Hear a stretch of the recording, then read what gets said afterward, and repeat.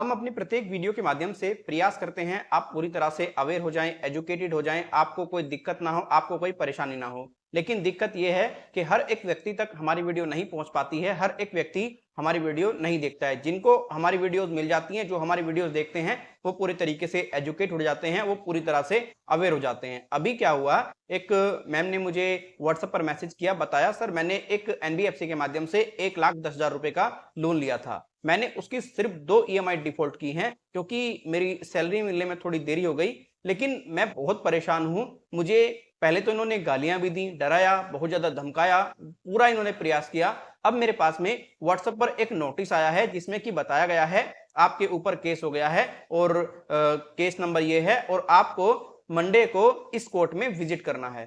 Sir बताइए, मैंने 2 EMI default की हैं और 2 ईएमआई डिफॉल्ट होते ही केस हो गया और लोन पूरी तरह से अनसिक्योर्ड है। सर मैं क्या करूं, बहुत परेशानी में हूं, बहुत दिक्कत में हूं, आप मेरी कुछ मदद कीजिए। उन्होंने कम से कम 25 से 30 रात को मेरे को मैसेज करके रखे व्हाट्सएप पर। जब व्यक्ति परेशान होता है ना तो वो इसी प्रकार से टेंशन में आ जाता है और वो ना तो वक्त देखता है और ना ही कुछ देखता है। उसको सिर्फ ये जानकारी चाहिए होती है कि भाई इससे कैसे बचा जाए, इस समस्या का समाधान क्या है।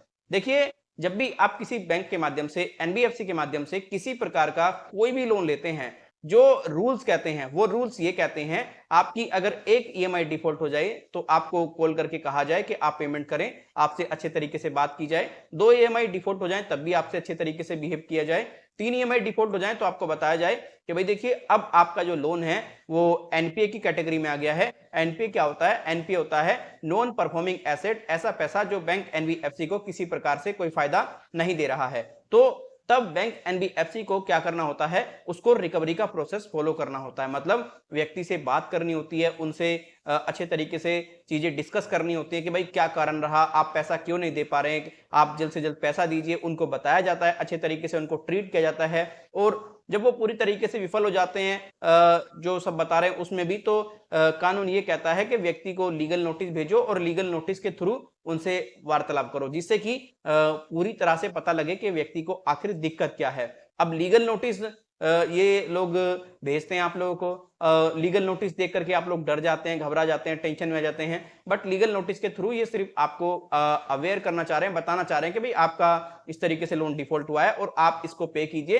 अन्यथा हम आपके ऊपर कानूनी कार्रवाई करने के लिए बाध्य हैं, हम कानूनी कार्रवाई कर सकते हैं। तो कभी भी आप एक बात समझिएगा, लीगल नोटिस देख करके डरे ना, टेंशन ना ले। आप तत्काल लीगल नोटिस की जांच कराएं किसी अच्छे लीगल एडवाइजर से। अगर कोई लीगल एडवाइजर आपको नहीं मिल रहा है, आप चाहते हैं कि हमारे द्वारा टेलीफोनिकली आपको लीगल एडवाइजर प्रोवाइड कराया जाए, तो हम आपको लीगल एडवाइजर प्रोवाइड करा सकते हैं। आप हमें इमीडिएटली हमारे इस व्हाट्सएप नंबर पर अपनी डिटेल प्रोवाइड कराइए, जैसे आपका नाम, आपका मोबाइल नंबर प्लस आपकी जो प्रॉब्लम है वो, और आपको बताना है आपको टेलीफोनिकली अपॉइंटमेंट चाहिए। अगर जानकारी सामान्य है तो हमारी तरफ से आपको सामान्य जानकारी प्रोवाइड करा दी जाएगी और टेलीफोनिकली अपॉइंटमेंट दे दिया जाएगा और आपको जो मिनिमम चार्जेस हैं वो बता दिए जाएंगे। लेकिन अगर जानकारी ऐसी है जो कि बहुत ज्यादा डिफिकल्ट है, इसमें एडवोकेट की बहुत ज्यादा आवश्यकता है, तो हम इमीडिएट बेसिस पर हमारे साथ में जो लीगल एडवाइजर जुड़े हुए हैं, हम उनके पास में आपके केस को फॉरवर्ड कर देंगे। अब इस सर्विस का लाभ को आपको उठाना जरूरी है, जिससे कि आपको दिक्कत परेशानी ना आए।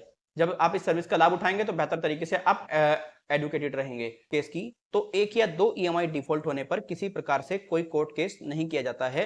कोर्ट केस तभी बैंक एनबीएफसी करते हैं जब वो पूरी तरीके से रिकवरी का प्रोसीजर फॉलो करने में विफल हो चुके हैं। उनको ये उम्मीद है कि इस व्यक्ति के पास में पैसा है, रुपया है, ये हमें पे कर देगा, तब जाकर के वो अनसिक्योर लोन में कोर्ट केस का स्टेप उठाते हैं। लेकिन अगर उनको लगता है कि ये व्यक्ति पैसा नहीं दे सकता, इसके पास में रुपया नहीं है, पैसा है ही नहीं, तो उससे वो ज्यादा से ज्यादा पैसा कलेक्ट करने का प्रयास करते हैं और उसको कोर्ट तक ये लोग नहीं ले जाते हैं। आपके मन में डर जायज है क्योंकि भाई आपने लोन लिया है, क्या पता कोई परेशानी आ जाए, लेकिन इस डर को आप निकाल दीजिए। अगर आपको व्हाट्सएप पर ऐसे नोटिस भेजे जा रहे हैं, इस तरीके से आपको अपडेट किया जा रहा है, अगर आप फिर भी श्योर होना चाहते हैं, आप पूरे तरीके से ये जानना चाहते हैं कि आपके ऊपर कोर्ट केस हुआ है या नहीं हुआ है, तो देखो इसका एक सिंपल फंडा ये है, आपको अपना मोबाइल फोन उठाना है, वहां पर आपको प्ले स्टोर ओपन करना है और प्ले स्टोर पर आपको टाइप करना है ई कोर्ट। ई कोर्ट जैसे एप्लीकेशन आ जाए आपको उसको इंस्टॉल करना है। इंस्टॉल करने के बाद में आप वहां पर जो भी आपको नोटिस रिसीव हुआ है कोर्ट का जो बताया जा रहा है, चाहे व्हाट्सएप के द्वारा चाहे बाय पोस्ट, उस नोटिस पर कोर्ट का प्रॉपर डिटेल होगा, कोर्ट केस का एक नंबर होगा, उस केस नंबर को आपको वहां डालना है ई कोर्ट में। आपके सामने प्रॉपर डिटेल ओपन होकर के आ जाएंगी, ये केस कब किया गया, किसने किया, इसकी मतलब हियरिंग कब है, प्रॉपर डिटेल आपके सामने ओपन हो जाएंगी। अगर कोर्ट केस किया होगा तो ये डिटेल आपके सामने आ जाएंगी, अगर कोई कोर्ट केस नहीं हुआ होगा तो कोई डिटेल नहीं आएंगी, बता देगा कि भाई केस नंबर इनवैलिड या फिर नो फाउंड रिजल्ट, कुछ ऐसी डिटेल्स जो है वो आपके सामने आ जाएंगी। बट ये तो मैंने सिर्फ आपको कंफर्म करने के लिए बताया कि ऐसे कर लीजिएगा आप, ये बेस्ट है। बट व्हाट्सएप पर कोई भी कोर्ट के द्वारा नोटिस नहीं भेजा जाता है, ईमेल पर कोई कोर्ट के द्वारा नोटिस नहीं भेजा जाता है, नोटिस सिर्फ आपको बाय पोस्ट भेजा जाता है। आपको 3 नोटिस कभी इग्नोर नहीं करने हैं। कौन कौन से? एक तो आपको 138 और ईसीएस बाउंस का अगर नोटिस आपको बाय पोस्ट मिलता है, आपको वो इग्नोर बिल्कुल नहीं करना है।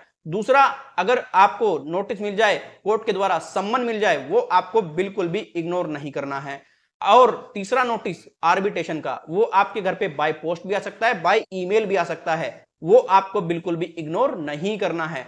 अगर आपने इन तीनों नोटिस पर ध्यान दे लिया तो आपका कोई बैंक एनबीएफसी कुछ नहीं उखाड़ सकता, आपको कोई दिक्कत नहीं होगी, कोई परेशानी नहीं होगी। अब अगर इन मैम की बात करें तो देखो, ये एक एनबीएफसी से लोन ली थी 1,10,000 के आसपास का। एनबीएफसी ने थर्ड पार्टी रिकवरी एजेंट को केस फॉरवर्ड कर दिया होगा और वो थर्ड पार्टी रिकवरी एजेंट इस प्रकार से इनको डराने का प्रयास कर रहे हैं, धमकाने का प्रयास कर रहे हैं, इससे ज्यादा कुछ भी नहीं कर रहे हैं। यार देखो, आपने लोन लिया है, कोई चोरी नहीं की है, कोई फ्रॉड नहीं किया है, आपको डरना घबराना बिल्कुल नहीं है। बस ध्यान रखें, ये जो कोर्ट केस का जो प्रोसीजर है, जो मेरे देखने में आया, अगर मैं आपको पर्सनल एक्सपीरियंस के आधार पर बताऊं तो 1-2 साल तक तो ये कोई कोर्ट केस नहीं करते हैं अनसिक्योर लोन में। और सिक्योर लोन में तो भाई उसकी गाइडलाइंस अलग है, हमने ऑलरेडी आपको बताई रखी है बहुत सी वीडियो में। अगर इंफॉर्मेशन चाहिए होगी तो हम आपको बता देंगे। अगर ये वीडियो आपके लिए हेल्पफुल रही है, आप इस वीडियो को लाइक करें।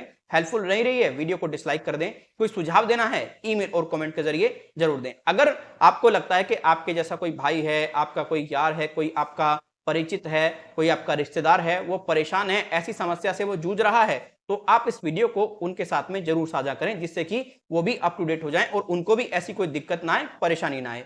वीडियो को अधिक मित्रों में आप शेयर करेंगे तो देखो, हमारा तो इसमें थोड़ा फायदा होगा ही, बट आपका भी इसमें बहुत फायदा हो सकता है, आपके थ्रू किसी व्यक्ति की मदद हो सकती है। बाकी आपको अगर हमसे पर्सनल बात करनी है तो हमारा नंबर आपको व्हाट्सएप का हमने दे दिया है, आप इस पर हमारी पेड सर्विसेज का फायदा जरूर उठाइएगा। बट ध्यान रखें, नंबर हमारा जो है ये पेड है, यहाँ पर अगर आपको टेलीफोनिक के लिए अपॉइंटमेंट चाहिए तभी आप लोग मैसेज करें, अगर टेलीफोनिक के लिए अपॉइंटमेंट नहीं चाहिए तो मैसेज वगैरह ना करें।